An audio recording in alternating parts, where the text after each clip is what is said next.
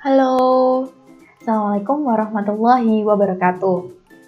Sebelumnya, saya ingin memperkenalkan diri. Nama saya Nini Fitriana.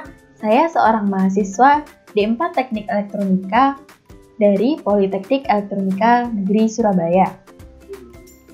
Di perkuliahan saya terdapat mata kuliah Standar Internasional dan K3, dan saya mendapatkan tugas untuk membuat sebuah makalah K3, dan saya mengambil judul Analisa Kejadian Kebakaran Provinsi DKI Jakarta beserta jumlah kerugian, korban, dan penyebabnya pada tahun 2019.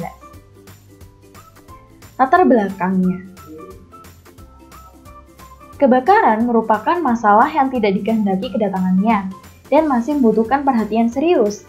DKI Jakarta sebagai kota terpadat di Asia Tenggara membuat Jakarta harus lebih waspada akan terjadinya kebakaran. Kejadian kebakaran yang tidak ditanggulangi akan mendatangkan kerugian harta benda dan kecelakaan manusia. Oleh karena itu, kebakaran harus dicegah dan apabila masih terjadi, harus dipadamkan sedini mungkin. Dengan dibuatnya makalah ini, diharapkan agar setiap orang, khususnya warga DKI Jakarta, dapat memahami penyebab terjadinya kebakaran di permukiman dan juga memiliki wawasan mengenai hal-hal terkait kebakaran, serta mengetahui tentang penanggulangan kebakaran secara umum. Tujuan dan manfaat adanya makalah ini adalah yang pertama, dapat mengetahui peraturan-peraturan atau dasar hukum terkait kebakaran.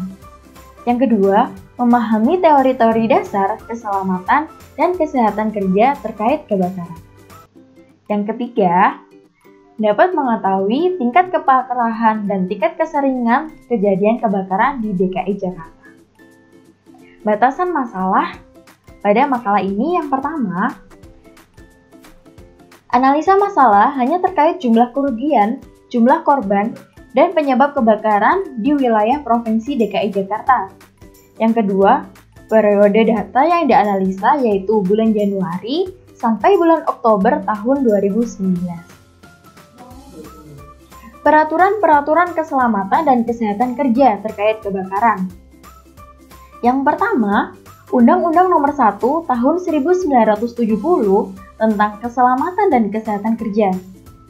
Yang kedua, Permenaker Trans Nomor 4/Men/1980 tentang syarat-syarat pemasangan dan pemeliharaan APAR. Yang ketiga, Permenaker Trans Nomor 2/Men/1983 tentang instalasi kebakaran alarm otomatis. Yang keempat, Kepmenaker Nomor 186/Men/1999 tentang penanggulangan kebakaran di tempat kerja. Yang kelima, Instruksi Kemenaker Nomor 11/BW/1997 tentang pengawasan khusus K3 penanggulangan kebakaran. Yang keenam, Permen PU Nomor 20/PRT/M/2009 tentang pedoman teknis manajemen proteksi kebakaran di perkotaan.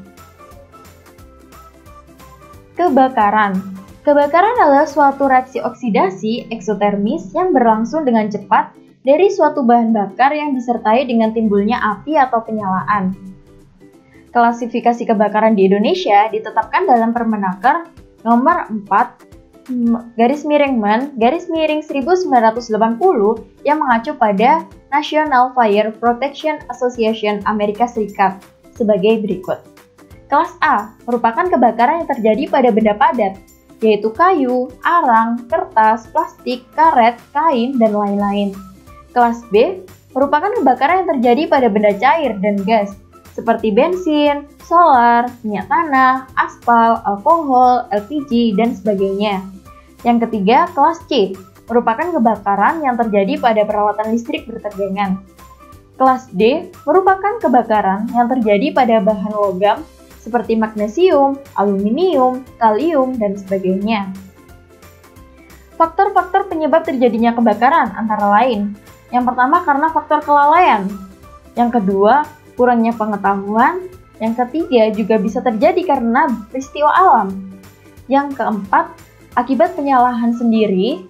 Yang kelima, yaitu adanya kesengajaan. Untuk pencegahan kebakaran, menurut Kepmen nomor 186/Man/1999 adalah mencegah, mengurangi, dan memadamkan kebakaran di tempat kerja, yang meliputi yang pertama, penyediaan sarana deteksi alarm, memadamkan kebakaran dan sarana evakuasi, pengendalian setiap bentuk energi, pengendalian penyebaran asap, panas, dan gas, pembentukan unit penanggulangan kebakaran secara berkala, dan yang terakhir, memiliki buku rencana penanggulangan keadaan darurat kebakaran bagi tempat yang berpotensi bahaya kebakaran sedang dan berat. Jika terjadi kebakaran, langkah-langkah penanggulangan kebakaran pertama yang harus dilakukan adalah yang pertama, memadamkan secara langsung dengan alat pemadam api yang sesuai diletakkan pada tempat terdekat. Yang kedua, jika api tidak padam, panggil teman terdekat dan segera hubungi kepala gedung. Yang ketiga, bunyikan alarm atau tanda bahaya kebakaran jika api belum padam. Yang keempat, apabila alarm otomatis berbunyi, bantu evakuasi melalui pintu darurat dan segera lakukan pemadaman dengan alat pemadam yang tersedia. Yang kelima, hubungi unit pemadam kebakaran untuk meminta bantuan dengan identitas yang jelas. Yang keenam, amankan lokasi dan bantu kelancaran evakuasi dan bantu kelancaran petugas pemadam. Yang ketujuh, beritahu penolong atau petugas pemadam tempat alat pemadam api dan sumber air. Yang kedelapan, utamakan keselamatan jiwa daripada harta benda. Berikut ini alat yang dapat memadamkan api, antara lain dibagi menjadi dua, yaitu alat pemadam api tradisional dan alat pemadam api modern. Untuk alat pemadam api tradisional, antara lain air, pasir, handuk, dan karung goni.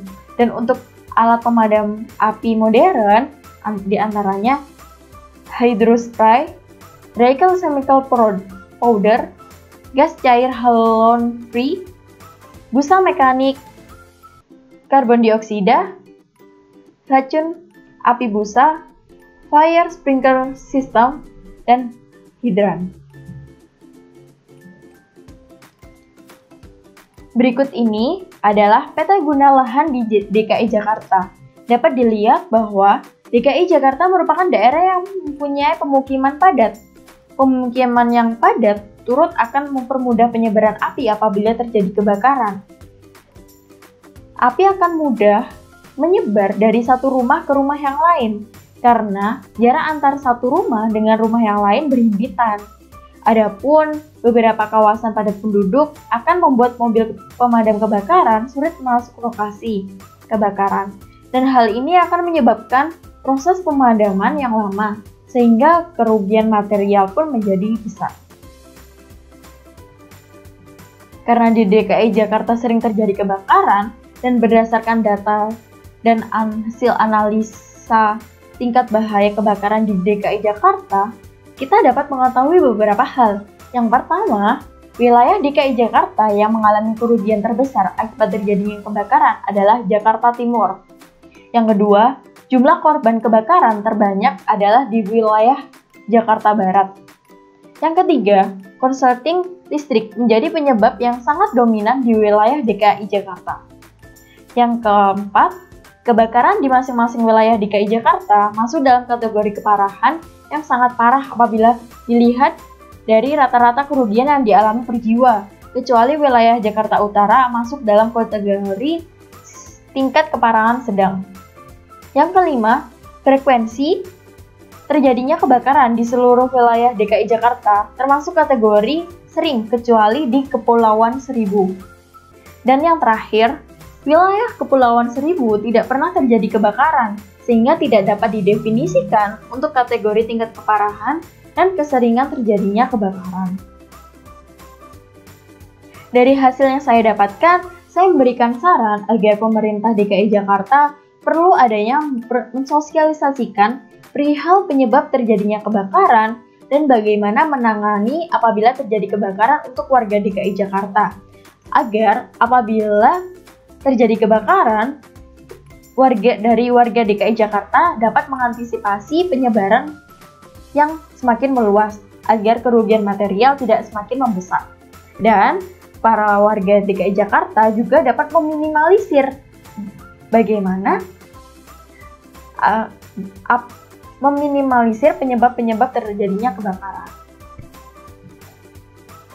Sekian dari saya mengenai K3 kebakaran. Semoga bermanfaat. Assalamualaikum warahmatullahi wabarakatuh.